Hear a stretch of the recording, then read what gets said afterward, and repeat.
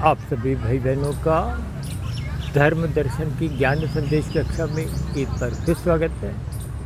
आज की चर्चा आकाश शब्द को लेकर करने जा रही है। देखिए, ये जगत पृथ्वी जल अग्नि वायु आकाश का है। आपके हमारे शरीर भी पृथ्वी जल अग्नि वायु आकाश के बने।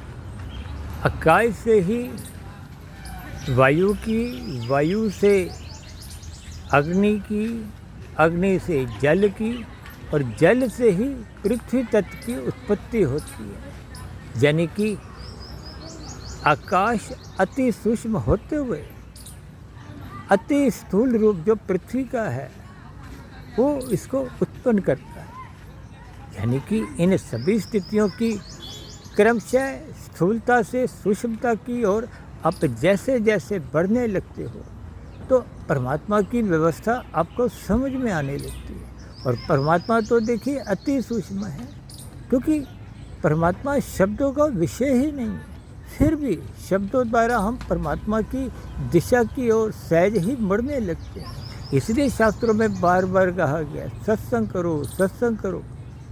ये सत्संग की आरंभिक स्थितियाँ शाब्दिक स्तर पर होती हैं। शब्दों का विषय कानों के स्तर पर है, आँखों के स्तर पर पढ़ने से और कानों के स्तर पर सुनने से है। फिर इन सभी स्थितियों पर आप चिंतन करें। चिंतन मन बुद्धि का विषय है।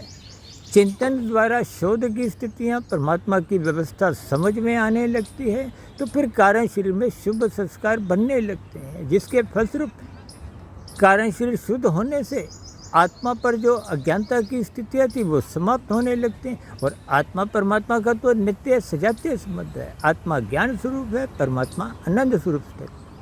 इन सभी स्थितियों को तर्कपूर्वक, ज्ञानपूर्वक आप भी समझें, अपने जीवन को सात्विक बनाएं और परमात्मा से जुड़ें।